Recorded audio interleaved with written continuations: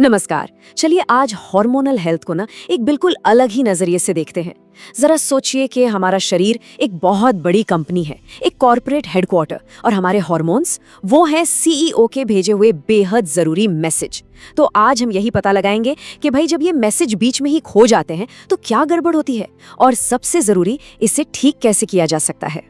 कभी ऐसा लगता है कि यार शरीर में वो पहले वाली बात नहीं रही, मतलब वो एनर्जी, वो ड्राइव सब गायब सा हो गया है, खासकर 40 के बाद। हम सब अक्सर इसे बस उम्र बढ़ रही है कहकर टाल देते हैं। पर क्या हो अगर ये उम्र की नहीं बल्कि अंदर ही अंदर कम्युनिकेशन में आए किसी बड़ी गड़बड़ी की बात हो। तो चलिए सबसे पहले उस प्रॉब्लम को ही समझते हैं जिसे हम सुलझाने वाले हैं। इसे ऐसे देखिए जैसे हमारी उस कॉर्पोरेट कंपनी में कोई बड़ा संकट आ गया हो, जहां सीईओ तो ऑर्डर भेज रहा है लेकिन वो सिग्नल, वो मैसेज कहीं रास्ते में ही गुम हो जा रहा है। ये जो फीलिंग है ना, ये शायद कई लोगों को जानी पहचानी लगेगी। एक अजीब सी थकावट जो पीछा ही नहीं छोड़ती, एक मेंटल फॉग, मतलब दिमाग जैसे धुंध में हो। वो जो एक तेज आक्रामक टेस्टोस्टेरोन वाली आग होती है ना, उसकी जगह बस एक खालीपन रह जाता है और पूरा दिन बस खींचना पड़ता है। तो चलिए अपनी उस कंपनी वाली एनालॉजी पर वापस आते हैं। सोचिए हमारा शरीर एक हाई स्टेक कॉर्पोरेशन है और इसका सीईओ कौन है? हमारा दिमाग। ये सीईओ लगातार 24 घंटे अर्जेंट मैसेज भेज रहा है, और ये मैसेज ही तो हमारे हार्मोन्स हैं जो ये पक्का करते हैं कि कंपनी का हर डिपार्टमेंट, हर हिस्सा ठीक से काम करता रहे। तो सवाल ये है कि आखिर इस कॉर्पोरेट संकट की जड़ क्या है? प्रॉब्लम हो कहाँ रही है? ये सारी गड़बड़ कम्युनिकेशन ब्रेकडाउन की वजह से है। मतलब संदेश तो भेजे जा रहे हैं पर उन्हें सुनने वाला कोई नहीं है। चारों तरफ बस शोर ही शोर है। और इस शोर का सबसे बड़ा मुजरिम कौन है? Insulin static. देखिए, हमें हमेशा से ये सलाह दी जाती है कि दिन में 6 छोटे छोटे मील खाओ, है ना? पर होता क्या है कि लगातार खाने से हमारा इंसुलिन लेवल हमेशा हाई रहता है। अब इसे ऐसे समझिए जैसे रेडियो पर कोई चैनल लगा रहे हो और लगातार खर्र खर्र की आवाज आ रही हो। ये हाई इंसुलिन बिल्कुल उसी स्टैटिक की तरह है जो हमारे सीईओ यानी दिमाग के भेजे हुए सारे सिग्नल्स को डुबो देता है फैक्ट्री फ्लोर तक, मतलब शरीर के बाकी हिस्सों तक ऑर्डर पहुंच ही नहीं पाता। यहाँ पर अंतर बिल्कुल साफ है। एक तरफ है दिन में 6 बार खाने का तरीका, जिससे लगातार इंसुलिन स्पाइक होता रहता है, सिग्नल्स जैम हो जाते हैं और मैसेज खो जाते हैं। दूसरी तरफ है इंटरमिटेंट फास्टिंग। इसमें इंसुलिन का लेवल बेसलाइन पर आ जाता है, जिससे सिग्नल्स क्रिस्टल क्लियर हो जाते हैं, मतलब वो जो खरखर वाला शोर था वो एकदम शांत हो जाता है और अब सीईओ के ऑर्डर एकदम साफ सुनाई देते हैं और उन पर काम भी होता है।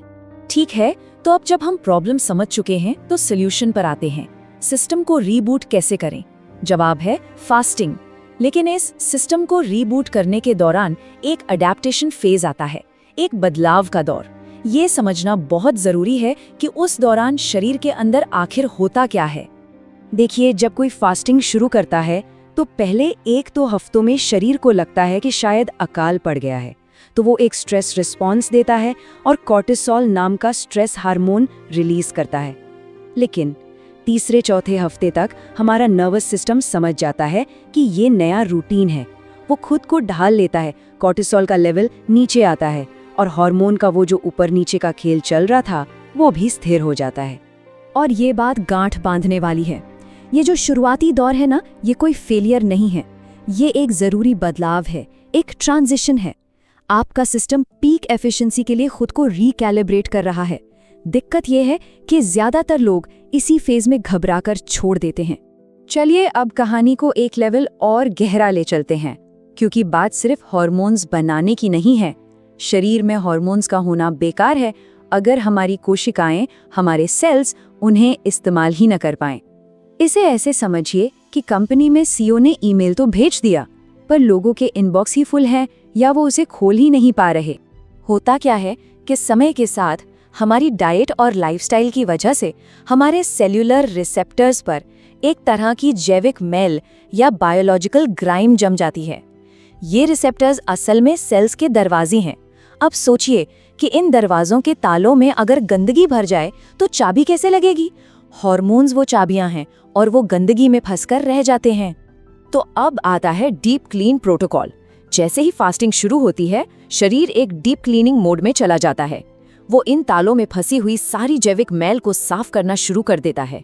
और जब ये रिसेप्टर साफ हो जाते हैं तो वही हार्मोन वाली चाबी दरवाजे को 100% एफिशिएंसी के साथ खोलती है।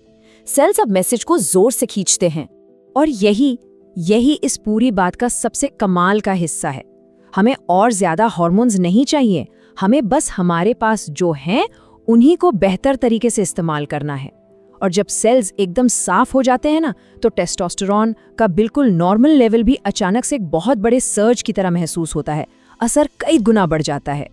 तो अब बात करते हैं लॉन्ग टर्म स्ट्रैटेजी की, मतलब फाउंडेशन को मजबूत करने की।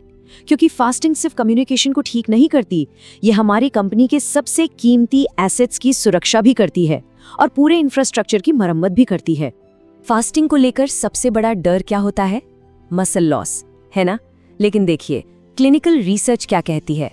फास्टिंग से ह्यूमन ग्रोथ हार्मोन यानी HGH में 2000% तक का उछाल आ सकता है। 2000%! ये HGH एक बायोलॉजिकल शील्ड की तरह काम करता है।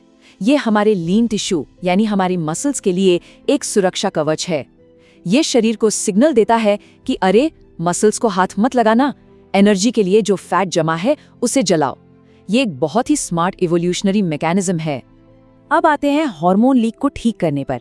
हमारे पेट के आसपास जो गहरी चर्बी होती है ना, जिसे विसरल फैट कहते हैं, वो सिर्फ चर्बी नहीं है, वो खुद एक हार्मोन बनाने वाली फैक्ट्री की तरह काम करती है।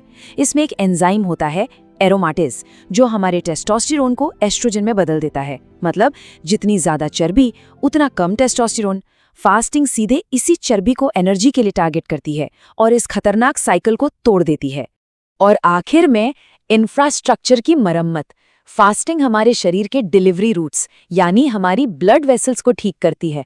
ये शरीर में सूजन को कम करती है, नाइट्रिक ऑक्साइड प्रोडक्शन को बढ़ाती है, जिससे ब्लड वेसल्स रिलैक्स होती हैं और चौड़ी हो जाती हैं। नतीजा, हार्मोन्स और ऑक्सीजन की डिलीवरी बेहतर होती है, रिकवरी तेज होती है और ब्रेन फंक्शन भी इंप्रूव होता है। तो अगर हम पूरी बात को समेटे तो फास्टिंग सिर्फ वजन घटाने का कोई नुस्खा नहीं है, ये एक डीप सिस्टम रीसेट है, एक तरह की एग्जीक्यूटिव हेल्थ प्लानिंग है जो हमारी बायोलॉजिकल कंपनी के परफॉर्मेंस को टॉप पर ले जाती है। ये कम्युनिकेशन का शोर शांत करती है, लाइंस को साफ करती है, एसेट्स को बचाती है और पूरे इंफ्रास्ट्रक्चर की मरम्मत करती है। तो अब असली सवाल ये है, अपनी बायोलॉजी के CEO होने के नाते आप अपने हेडक्वार्टर को बेहतरीन परफॉर्मेंस के लिए कैसे रीबूट करने की योजना बना रहे हैं? ये अपने अंदरूनी स्वास्थ्य के बारे में एक स्ट्रैटेजी के साथ सोचने का समय है।